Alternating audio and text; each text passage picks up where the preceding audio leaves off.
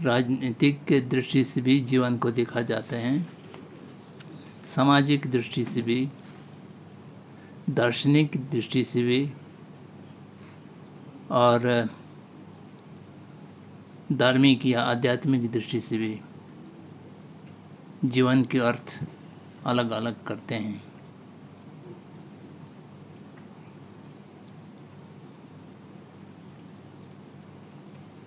जीवन के अर्थ अलग अलग करने के अतिरिक्त जो व्यक्ति जीवन जी रहे हैं वह भी अपने जीवन के अर्थ को या तो कभी सोचते नहीं हैं जीवन का अर्थ क्या है, इस पर प्रश्न नहीं जाते हैं। प्रश्न जाते हैं तो वह अपने अपने समस्याओं की या आकांक्षाओं के संदर्भ में जीवन का अर्थ को देखते हैं। तो ये सब मैं इसलिए कह रहा हूँ कि इसके कारण जीवन के अर्थ को देखने की जो प्रेरणा मन में आते हैं या उसकी चेष्टा करते हैं, उससे कभी कभी ऐसा हो जाता है जैसा बहुत प्रचलित कहानी, 5-6 अंधों ने हाथी को टटोला था और हर व्यक्ति के पास हाथी का अलग अलग चित्रण प्रस्तुत हुए थे। उस तरह से जो जिस दृष्टिकोण से, जिस संदर्भ से या जिस अभिलाषा से जीवन का अर्थ को ढूंढते हैं, सो उसी संदर्भ में और उसी हिसाब से जीवन के अर्थ का अपना अपना व्याख्यान कर लेते हैं या बैठा लेते हैं और उसमें जीना सरल लगता है। बहुत अटपटा नहीं लगते हैं। सचमुच जीवन के अर्थ को अगर कोई समझते हो या उसकी आभास हो जाए तो उनको जीने में असुविधा अनुभव होने लगता है। जीने में असुविधा इसलिए अनुभव होता है कि जीवन का अर्थ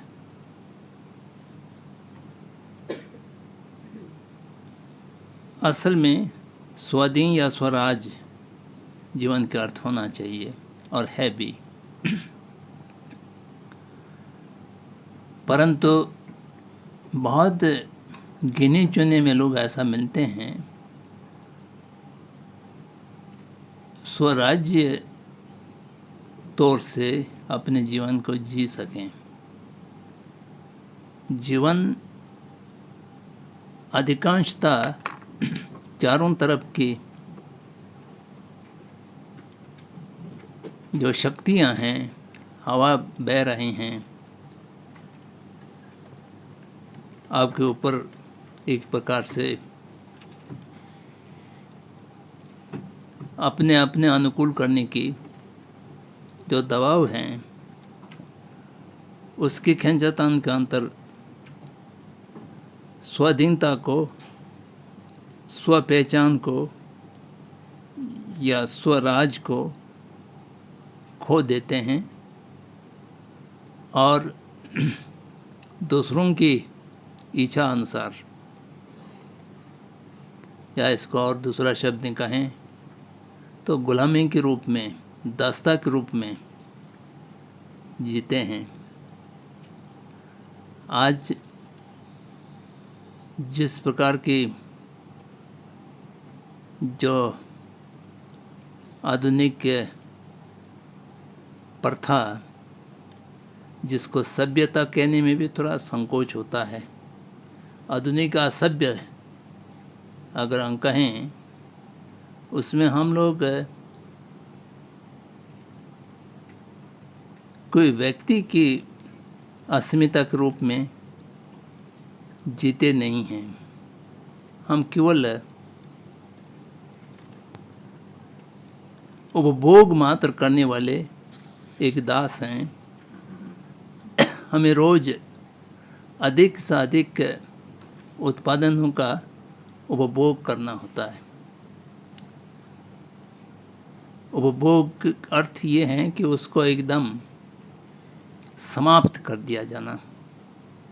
अंग्रेज में कंज्यूम, अंग्रेज में 2 शब्द हैं, यूटिलाइजेशन और कंजम्पशन। उपयोग और उपभोग जो अपने भाषा में है। हम उपयोग करने की, किस चीज़ के उपयोग करने की स्थिति में नहीं है। हमको उपभोग करना है और ख़त्म करते चले जाना है जो भी संसाधन हैं, विशेष रूप से प्राकृतिक संसाधन जिसके साथ हम सहज रूप से जीना संभव नहीं रह गया है।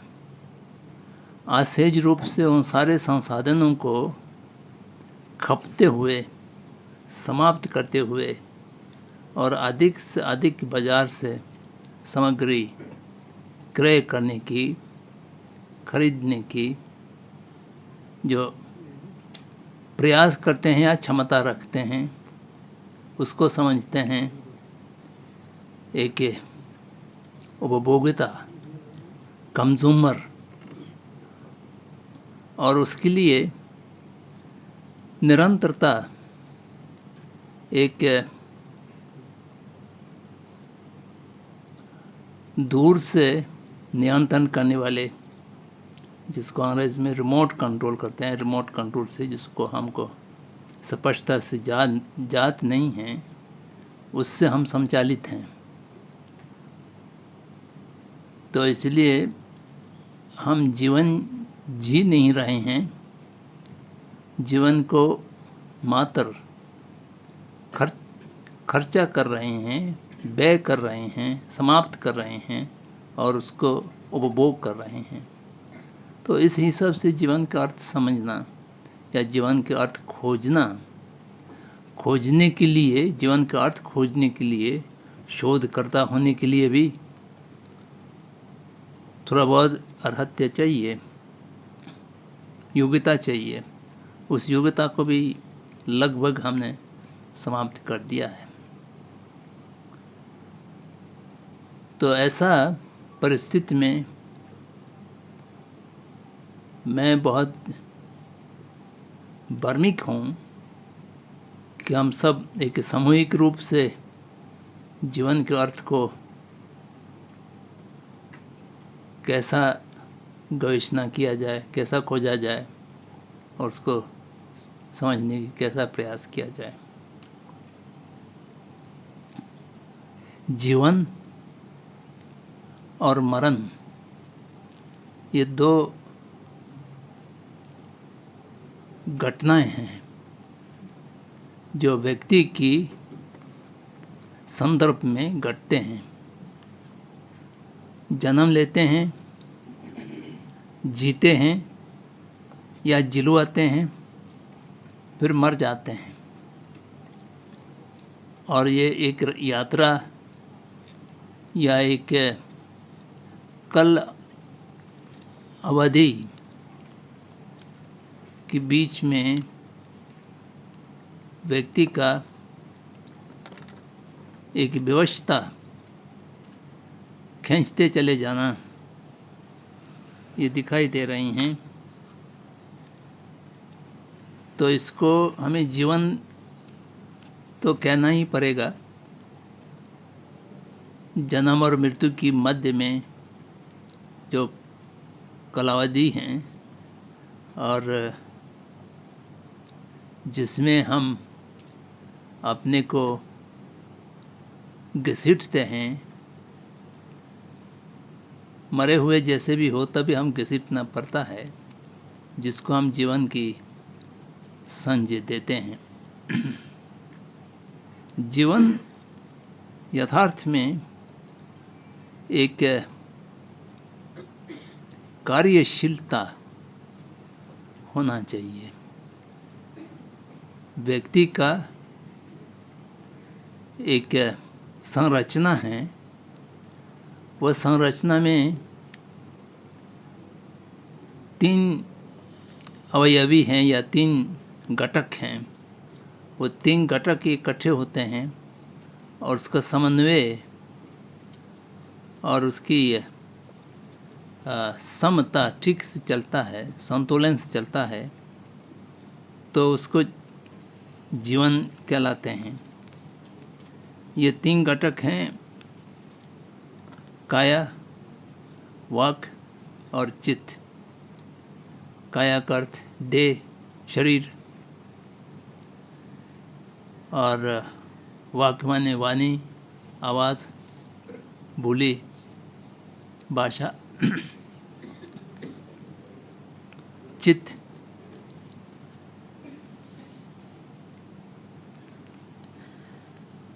जानने की, सोचने की और परिकल्पना करने की जो शक्ति हैं। धार्मिक दृष्टि देखा जाए, जो संतत पूर्व जन्म से आ करके इस जन्म में और अगले जन्म में भी चले जाते हैं। जो जन्म जन्मांतर नहीं मानने वाले हो, उस हिसाब से भी जो मन का संतति है, चित्त संतत हैं, वो जन्म से लेकर मृत्यु तक निरंतरता उसका रहता है। और जन्म जन्मांतर नहीं मानने वाले को ये मालूम नहीं है शरीर का मृत्यु होता है तो उस चित्त संतत का क्या होता है, कहाँ जाते हैं, जिसका साइंसदान वालों के पास कोई प्रमाणिक दृष्टि नहीं है कि वो भी समाप्त होता है या अथवा समाप्त नहीं होता है।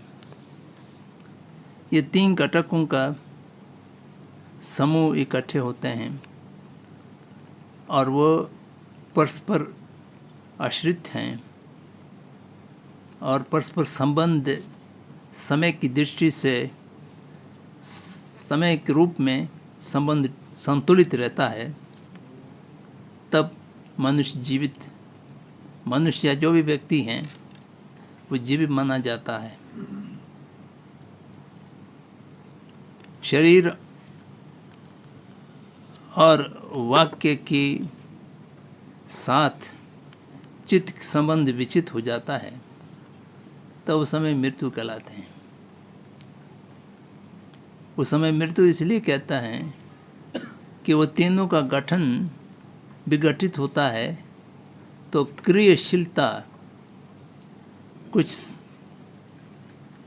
कम करने के योग में नहीं रहते हैं, अभिव्यक्त करने के योग में नहीं रहते हैं, वो आज़ाद जैसा हो जाते हैं, अक्रियाशीलता हो जाते हैं, तो उसको मृत्यु कहते हैं। तो ये तीनों समूह एक दूसरे पर अच्छे प्रकार आश्रित होते हुए और एक दूसरे के साथ सहयोग करते हुए रहता है, तब हम कार्य संपादन कर सकते हैं।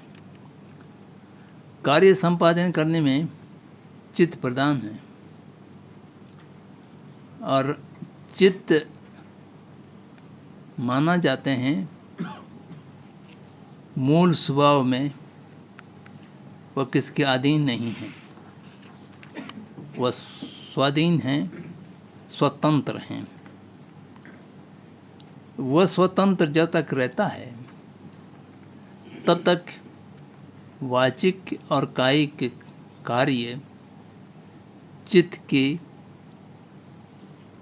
इच्छानुसार या निर्देशनानुसार चलता है, तो उसमें विवेक के जो स्थान हैं, विशेष रूप से मानव समाज में, मनुष्य की संदर्भ में, जो मनुष्य को पशु जगत से पृथक करने वाले एकमात्र चीज़ हैं, वो हमारा विवेक और परिकल्पना की जो क्षमता है वही है। तो वह अकार्य और कार्य की बीच में भेद करता है।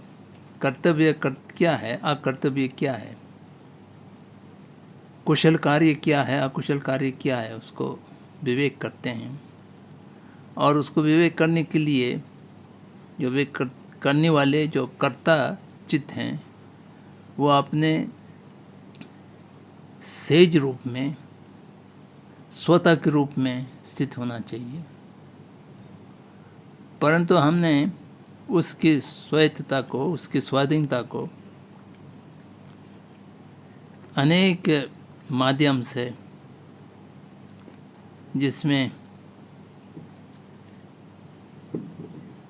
तथाकथित सभ्यता, समाज, वांग्मय और आधुनिक एजुकेशन, जैसा पहले कहा गया है, शिक्षा तो समाप्त हो गए, तो इसमें केवल एजुकेशन रह गया है। एजुकेशन का अर्थ है एक प्रकार से इंडोक्ट्रिनेशन और ब्रेन वॉशिंग। इंडोक्ट्रिनेशन और ब्रेन वॉशिंग की कम इकट्ठे करके वो एक सुव्यवस्थित रूप से 15-20 वर्ष तक मनुष्य को ऊपर चलाते रहते हैं, जिसको एजुकेशन कहते हैं। विशेष रूप से यहाँ पर मैकॉले की बहुत सोच समझ करके बनाए हुए जिसकी पद्धत हैं, जिससे हम लोगों को बहुत अच्छे तरह से इंडोक्ट्रिनेशन पे हो जाता है, ब्रेन वॉशिंग भी हो जाता है, जिसके कारण हमने स्वतः को खो दिया है। स्वतः को खोने की कारण हमारा जीवन का अर्थ नकल करना ही रह गया है।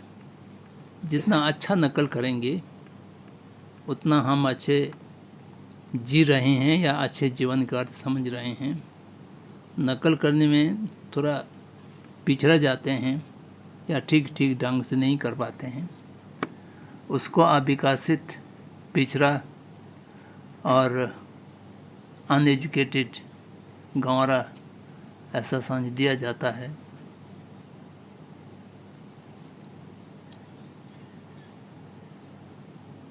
इन दोनों के बीच में मूल रूप से भेद मात्र यथार्थ को देखने की दृष्टि भेद होता है। अपने चारों तरफ की जो कुछ घटनाएं घट रहे हैं उसके यथार्थ को बिना कोई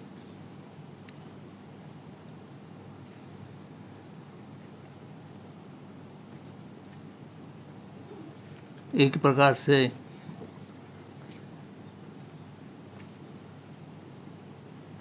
परिवर्तित किए हुए, एक प्रकार से उसको घुमा फिरा करके, जैसा रंग वाले चश्मा के माध्यम से कोई चीज़ को देखते हैं तो उसके रंग बदल जाते हैं, उस तरह से हम देखने के अधीन हो गए। इस संदर्भ में मैं बहुत बार कहता हूँ कि अंग्रेज़ में जो सेवेज का शब्द है वो सेज मनुष्य के लिए, जिसके ऊपर बहुत सा इंडोक्ट्रिनेशन नहीं हुआ है, ऐसे मनुष्य के लिए वो शब्द ठीक लगता है। मैंने इस शब्द को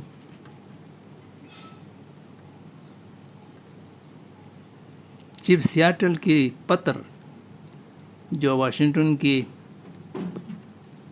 मुख्य को लिखा गया, अब वो पत्र नहीं लिखा गया उस पर विवाद है, कोई बात नहीं, एक पत्र उपलब्ध हैं। उसमें वो बार बार कहते हैं I am a savage therefore I do not understand. तो वो शब्द बहुत अच्छा लगता है। I am a savage. I do not understand how we can sell or purchase the motherland, the nature, the forest. तो एक संतुलित दिमाग वाला को ये समझ में नहीं आएंगे कि प्रकृति के ऊपर मानव का स्वामित्व कैसा होता है या हो सकता है कि नहीं हो सकता है। अब जो एजुकेटेड हैं, जिसका ब्रेन वॉश हो चुका है, वो तो सबसे पहले ये देखेंगे कि हर चीज़ व्यक्ति की स्वामित्व में होना चाहिए और उसके मालिक होना चाहिए।